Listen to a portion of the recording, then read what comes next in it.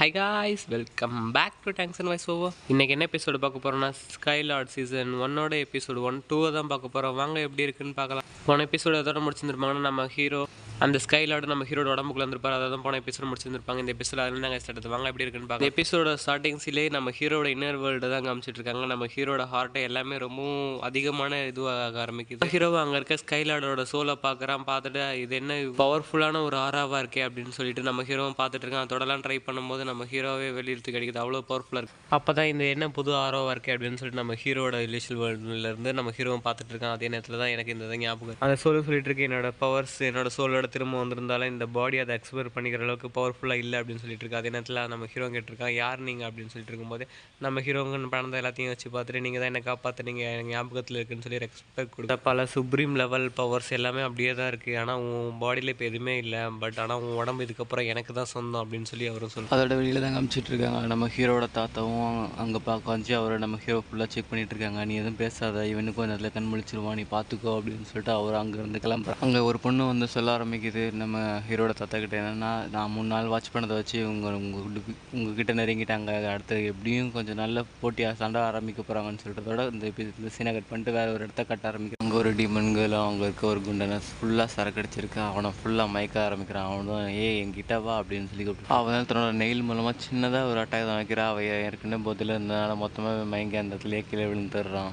அவளும் இதை பார்த்து ரொம்ப ஹாப்பியாக இது பண்ணிகிட்டு இருக்கா. அதே நேரத்தில் அங்கே இருந்து அவனுக்கு பின்னாடியிலேருந்து ஒரு ஃப்ளேம் மாதிரி வந்துகிட்டு இருக்கு. அது யாருன்னு பார்த்தா ஃப்ளேம். அவளும் பார்த்துடுறா. பார்த்தனால டக்குன்னு அந்த ஃப்ளேமில் இருந்து விலகிட்டு அதுக்கப்புறம் தான் ஃப்ளேம் லெங்கின்னு கேட்டுக்குவா, நம்ம 2 பேரும் ஃபன் பண்ணலாம் அப்படின்னு சொல்லிட்டு அவனும் சொல்லிட்டு இருக்கான். உடனே அவன் நான் இங்கேருந்து எப்படியாவது தப்பிச்சு ஆகணும், இல்லைன்னா கண்டிப்பாக இவன் அழிச்சிருவான் அப்படின்னு சொல்லிட்டு அங்கேருந்து ஏதாவது ஒரு பிளானை போட்டு ஃப்ளேம் செக்ட்டுக்கு, அதுவும் பர்பிள் ஃப்ளேம் செக்ட்டு செத்துவோம் ரொம்ப டேஞ்சர்னு சொல்லிட்டு அங்கேருந்து அவளும் ஓடிடுறான். சடனாக அங்கே வந்துட்டு இருக்க ஒருத்தனும் உன்னோட ஃப்ளேம்ஸை கண்ட்ரோல் பண்ணிக்கோ, ஏன்னா இங்கே எல்லாருமே கோஸ்ட்டு தான், அதனால தேவையில்லாத உன்னோட ஃப்ளேம் மூலமாக இது பண்ணாத அப்படின்னு சொல்லிட்டு அவனும் சொல்லிட்டு இருக்கான். அதோட அந்த சீன் எல்லாத்தையும் கட் பண்ணிட்டு திரும்பவும் நம்ம ஹீரோவோட சோலை மொத்தமாக அழிச்சிருந்து உங்களை தான் காமிச்சிட்டு இருக்கான். நம்ம எப்படி அவனை கண்டுபிடிக்கிறது, இந்த கிளானில் இருக்கிற எல்லாத்துக்குமே ஒரே மாதிரி நியமிச்சிருக்காங்க. துன்பே அடுத்த பிரேத் பண்ணுறதுக்காக தன்னோட பிரதர்னு கூட பார்க்காம அவனை கொண்டிருக்கான்.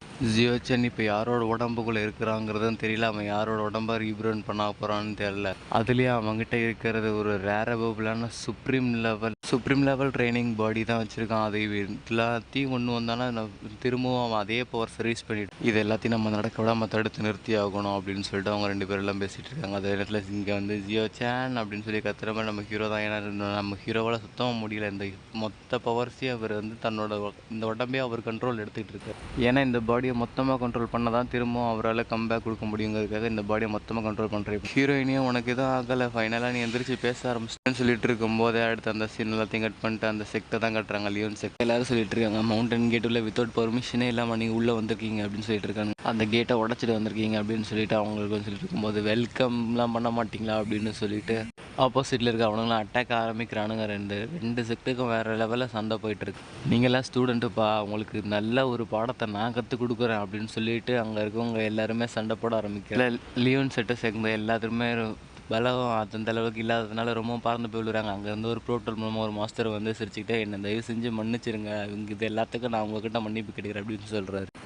அப்படின்னு சொல்லிட்டு அங்கே வானத்தில் பறந்து போயிட்டுருக்காரு, அவர்கிட்ட பேசியிருக்காரு. அதே நேரத்தில் இவங்க 2 பேரோட பவர்ஸுமே வேறு லெவலில் இருக்குது. அதே நேரத்தில் என்ன ஆகுதுன்னு பார்த்தீங்கன்னா, எதுக்காக நீங்கள் எல்லோரும் இப்போ இந்த இடத்துக்கு வந்திருக்கீங்க, லார்டுலேருந்து எல்லாருமே இங்கே வந்திருக்கீங்களே அப்படின்னு சொல்லி கேட்கும்போது, நான் இங்கே வந்திருக்கதே ஒரே ஒருத்தருக்காக தான், ஒரு கிரேட்டான பர்சனுக்காக தான் இங்கேயும் வந்திருக்கேன் அப்படின்னு சொல்லிட்டு அவனும் ரொம்பவும் கதையாக இருந்துக்கிட்டு இருக்கான். அதே நேரத்தில் அவரும் இதுக்கப்புறமா நல்லா பேசிகிட்டு இருக்க முடியாது, என்ன வந்து செஞ்சு மன்னிச்சிருங்க அப்படின்னு சொல்லிட்டு இவரும் அவர்கிட்ட சொல்லிட்டு இருக்காரு. பட் இருந்தாலும் அவனும் என்ன பண்ணுறான்னு பார்த்தீங்கன்னா, இவரும் தன்னோட சோல் பவர்ஸை பயன்படுத்தி ஒரு ஸ்பிரிச்சுவல் ஹேண்ட் மாதிரி பயன்படுத்தி அட்டாக் பண்ணுறாரு. அதே நேரத்தில் ஒரு ஸ்னேக்கே அங்கே அசம்பிள் பண்ணிடுறாரு, ஒரு ட்ராகன், அதாவது ட்ராகனே அங்கே அசம்பிள் பண்ணி அதை அவனை அட்டாக் பண்ண ட்ரீட் பண்ணுறாரு.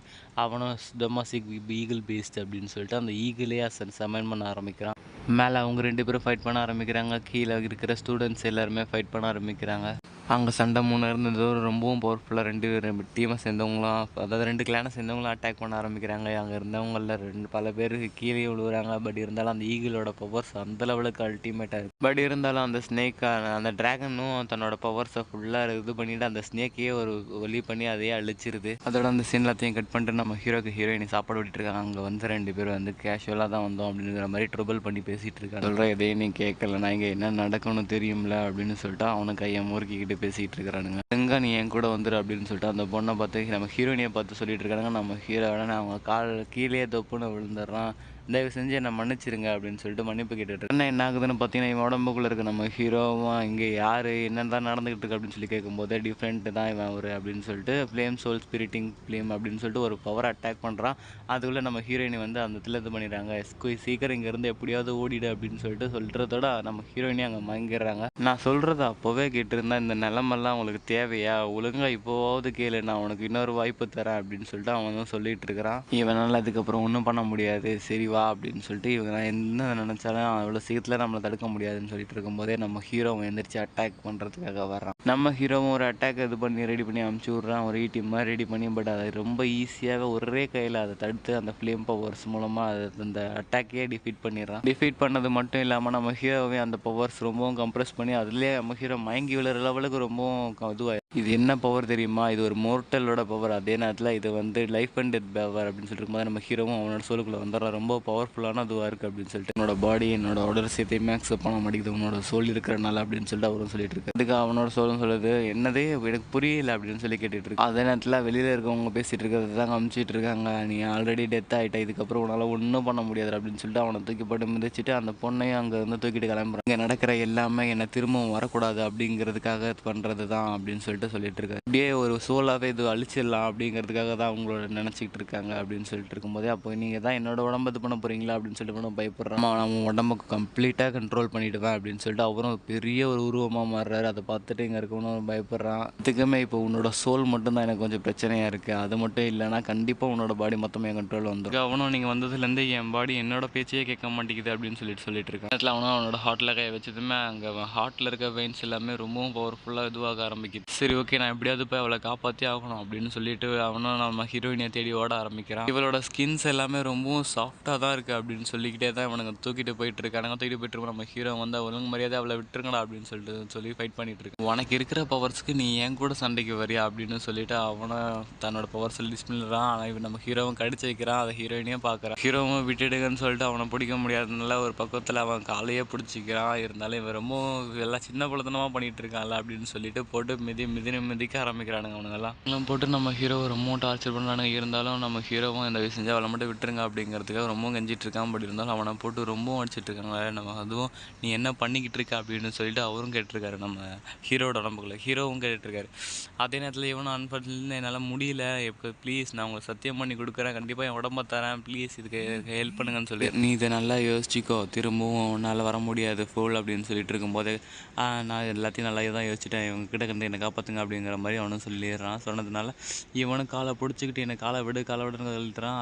காலை வாரி விட்டுறான். ஒருத்தன் கீழே தொப்புன்னு விழுந்துடுறான். அவனோட ஃப்ரெண்டு ஒருத்தன் கொடுத்தா ஹீரோயினை தூக்கிட்டு ஓடிடுறான். தூக்கிட்டு எங்கே ஓடினாலும் எங்ககிட்ட தப்பிக்கவே முடியாது அப்படின்னு சொல்லிட்டு நம்ம ஹீரோட ஃப்ரெண்டையும் அடித்து பறக்க விட்டுறானுங்க. அவன் போய் ஒரு மரத்துக்கோட கிளையில போய் சொங்கிக்கிறான். ஏன்னா அவன் நல்ல எதுவுமே இல்லை. சீனியர் பியோ சேங் அப்படின்னு சொல்லிட்டு நம்ம ஹீரோட பேர் சொல்லி கூப்பிட்றான். அதே இடத்துல நியூ பாடியில் வந்துருங்க அப்படின்னு சொல்லிட்டு நம்ம இங்கே இருக்க ஹீரோவை கூப்பிட்டுக்கிட்டு இருக்கான். அதே நேரத்தில் என்ன ஆகுதுன்னு பார்த்தீங்கன்னா அங்கே யாரோ வர்ற மாதிரி தான் காமிச்சிட்ருக்கு. இங்கே நடந்துகிட்டு இருக்க எல்லாத்தையும் நம்ம இங்கே இருக்கவனும் பார்த்துட்டு என்னோடய பாடியை உங்களுக்கு என்ன தேவை, என்னோடய பாடி தானே, என்னோடய பாடியை திரும்பவும் நீங்கள் எடுத்துக்கோங்க, இங்கே எல்லாமே ரொம்பவும் ஓவராக போயிட்டுருக்கு, இதுக்கப்புறமும் கண்டிப்பாக முடியாது, என்னோடய சோல் அழிஞ்சாலும் பரவாயில்ல, நீங்கள் என்னோடய பாடியை எடுத்துக்கோங்க, நீங்கள் எடுத்துக்கிட்டு திரும்பவும் கம்பேக் கொடுங்க சீனியர் அப்படின்னு சொல்லிட்டு நம்ம ஹீரோவை கூப்பிட்டு அடுத்த நிமிஷம் நம்ம ஹீரோட உடம்பு கண்ட்ரோல் எடுக்க ஆரம்பிக்கிறேன்.